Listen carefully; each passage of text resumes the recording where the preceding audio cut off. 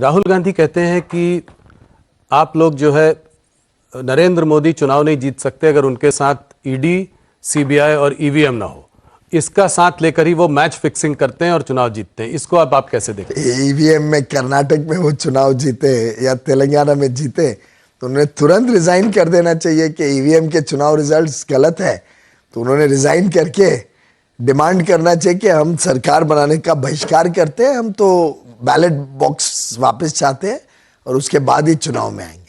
बार बार तो तय कर लें भाई क्या उनके मन में कल्पना है। सुप्रीम कोर्ट को भी ये जो इमोशनल और ब्लैकमेल करते रहते हैं कि अगर कोई सुप्रीम कोर्ट का फैसला उनके पक्ष में गया तो बड़ी डेमोक्रेसी से सत्यमेव जयते, सुप्रीम कोर्ट की तारीफ। और कभी रामलला का मंदिर के हक में गया कि रामलला का मंदिर बनना चाहिए तो तब ये सुप्रीम कोर्ट को क्रिटिसाइज करते हैं। ईवीएम का भी फेवर में आया, ईवीएम का भी फेवर में आया, एक सुप्रीम कोर्ट द्वारा तय हुए। और कितनी सिली बात है कि आज जो लाखों ईवीएम्स देश भर में इस्तेमाल होती है, they are not even interconnected on the net. मतलब इनका इतनी सोच ओछी है, मतलब I would say it is below contempt to even imagine कि देश में 12 लाख से अधिक कितने ईवीएम चलती हैं, दे आर नॉट इंटरकनेक्टेड। तो अगर किसी प्रकार का भी कुछ गलत काम हो तो 12 लाख ईवीएम्स को टैंपर करना पड़े और उस हिसाब से अगर चले तो विपक्ष की किधर भी कोई सरकार या कोई चुनाव में जीतने का सवाल ही नहीं उठता है। तो बड़ा सिली नैरेटिव है। पहले से जानते हैं कि हारने वाले हैं तो अभी से ग्राउंड्स बना रहे हैं कि क्या नैरेटिव क्रिएट करेंगे जिससे राहुल गांधी की हार है इससे बचाने के लिए ये ईवीएम की हार है। कल को बोल देंगे शरद पवार की वजह से हार गए, कल बोल देंगे उद्धव ठाकरे की वजह से हार गए, क्योंकि उन्हें राहुल गांधी और गांधी नेहरू परिवार को बचाना है। रही बात ईडी सीबीआई की, मैं समझता हूँ कानून अपना हिसाब से चलता है। There is a rule of law. आपने भ्रष्ट काम किए तो आप पकड़े गए। अगर if you got caught with your hand in the till तो कानून अपना काम करेगा ही। पर एक बात तो है पीयूष जी की ज्यादातर जो केसेस ईडी के जो रेड्स हो रहे हैं वो ऑपोजिशन पार्टीज में ही हो रहे हैं। अभी एक नेशनल न्यूज़पेपर ने एक रिसर्च भी किया था, उन्होंने देखा कि करीब 25 नेता जो बीजेपी छोड़कर अन्य पार्टियों में चले गए, उनमें से 23 नेताओं के खिलाफ या तो केस ड्रॉप हो गए या उसको ठंडे बस्ते में डाल दिया गया। तो इसको कैसे देखें? मुझे लगता है कि law takes its own course, law takes its own time also. पर हमारी सरकार किसी केस में इंटरफेयर नहीं करती है। ये इंडिपेंडेंट एजेंसीज हैं, इनको अपना काम करना है।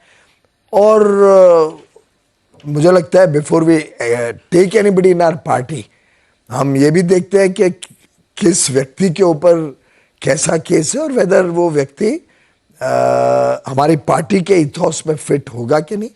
अगर किसी ऐसे कितने लोग हैं जो ज्वाइन करना चाहते हैं जिनको हम नहीं लेते हैं हमारी पार्टी में, अगर हमें लगता है कि उस व्यक्ति का बैकग्राउंड ऐसा है कि हम हमारी पार्टी में नहीं ले सकते।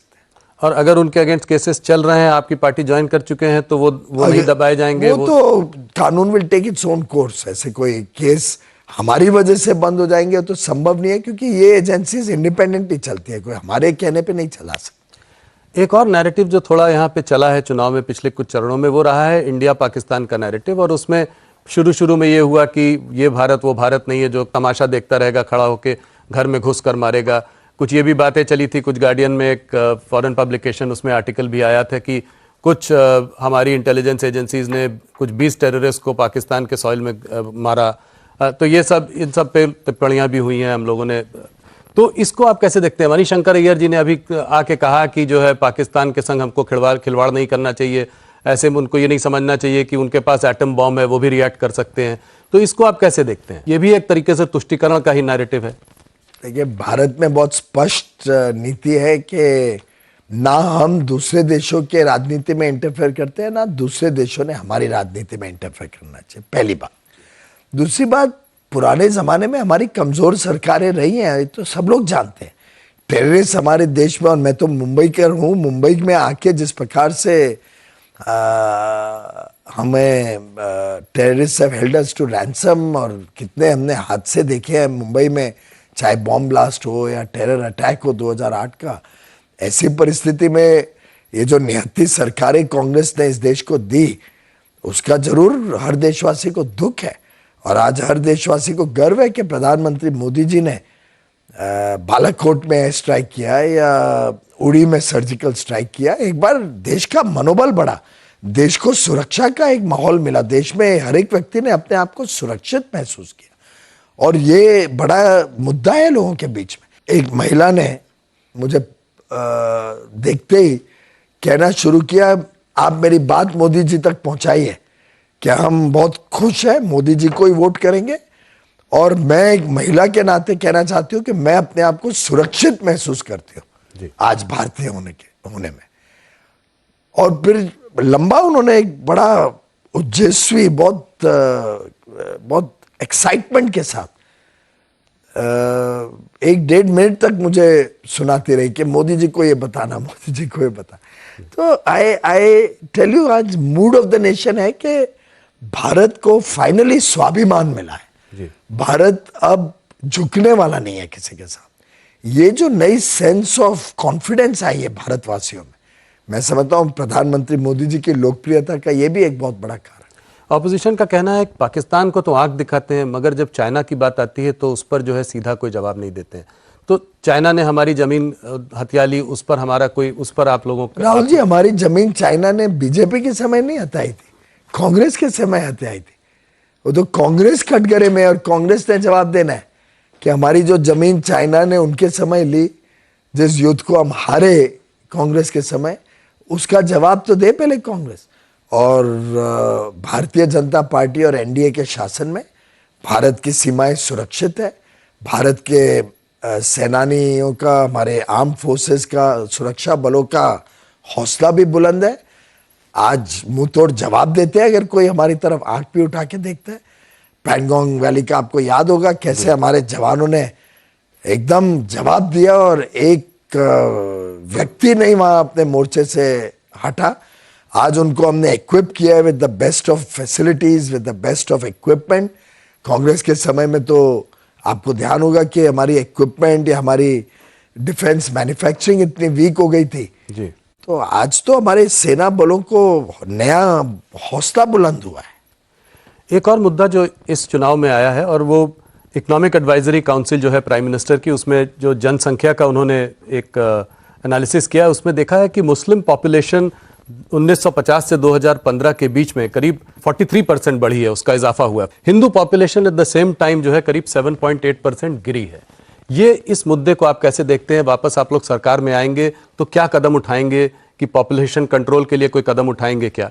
ये समझने की कोशिश हम लोग कर रहे हैं। सरकार की तरफ से तो हमारी ऐसी कोई योजना नहीं है, लेकिन भारत की जनता ने इस विषय के ऊपर गंभीरता से अध्ययन करना चाहिए, सोचना चाहिए, इस पे डिबेट होनी चाहिए, मीडिया में डिबेट होनी चाहिए इस विषय के बारे में। और लोगों ने सोचना पड़ेगा कि क्या ये देश का जो बैलेंस है ये गलत दिशा में जा रहा है, क्या इसका परिणाम होगा आगे चल के।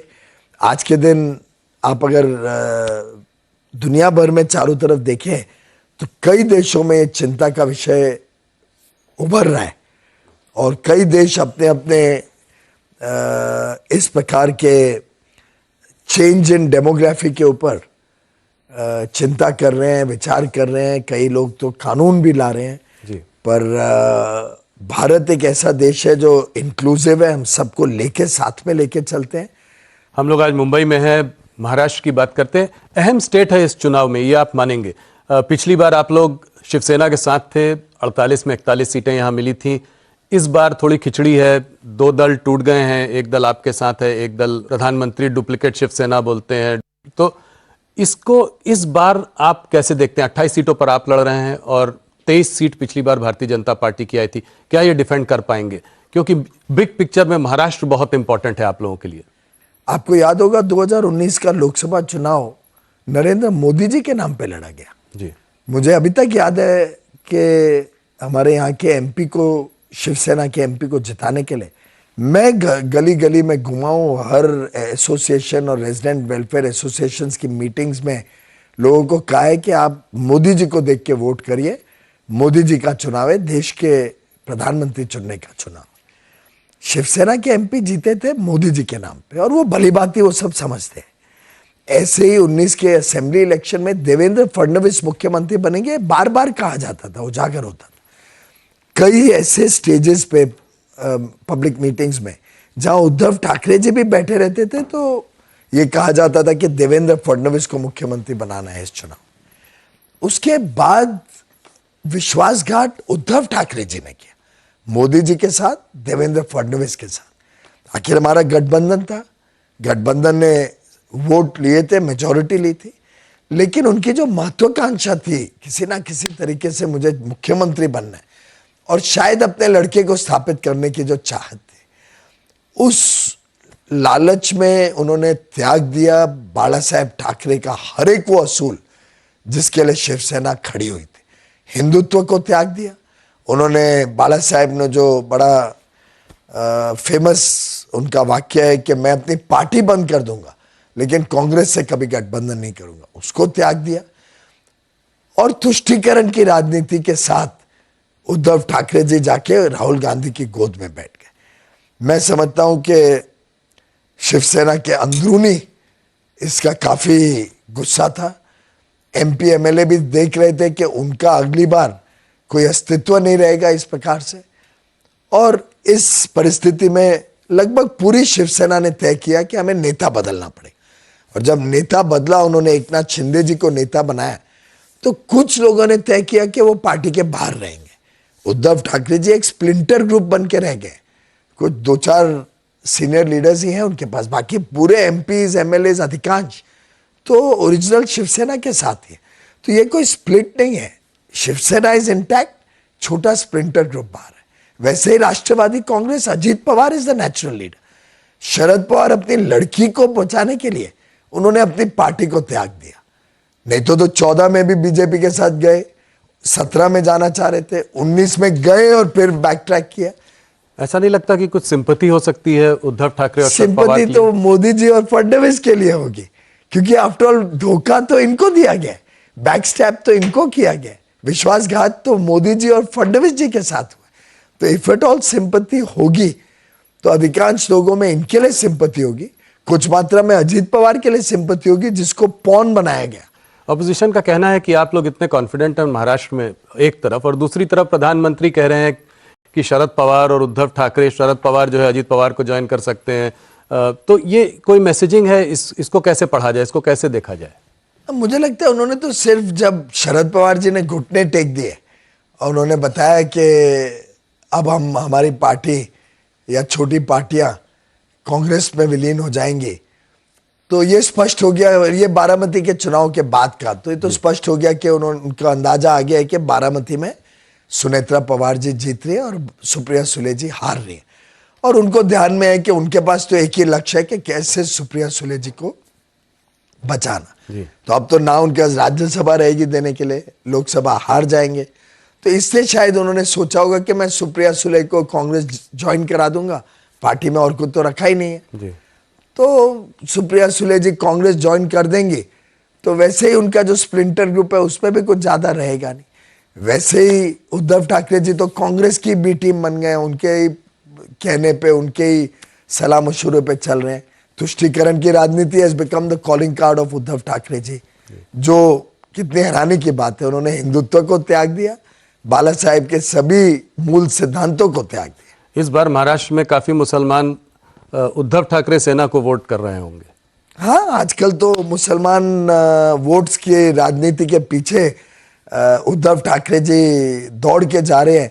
इसलिए मैंने कहा कि बाला साहेब को तो कितनी तकलीफ हो रही होगी आज के उनके लड़के के व्यवहार को देख के, पर उनको ये भी संतुष्टि होगी कि एकनाथ शिंदे जी ने उनके मूल सिद्धांतों को अभी भी संभाल के रखा है और शिवसेना उनकी इंटैक्ट है।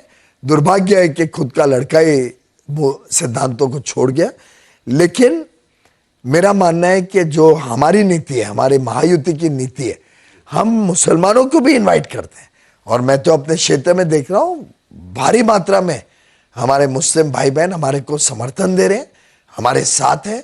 कल भी पूरा एक बड़ा ग्रुप हॉकर्स का आया था मेरे कार्यालय में, उन्होंने सबने कहा मोदी जी ने हमारे ध्यान रखा है, हमें स्वनिधि योजना दी, हमें अलग अलग प्रकार की योजनाओं से लाभ मिला है, ट्रिपल तलाक के कानून से हमारे माता बहनों को सुरक्षा मिली है। हमारी बेटियों की हमें चिंता रहती थी, हमें मोदी जी ने उससे निजात दिलाई, बेटियों की चिंता से। एक डायरेक्ट सवाल आपसे और पूछना चाहूंगा। आपने मुसलमानों की बात की, पर महाराष्ट्र में यहाँ पे मराठा सेंटिमेंट जो है वो क्या भारतीय जनता पार्टी के अभी थोड़ा अगेंस्ट है? यहाँ पे मराठा एजिटेशन हुआ, मनोज जरांगे पाटिल जी ने जो है एजिटेशन किया।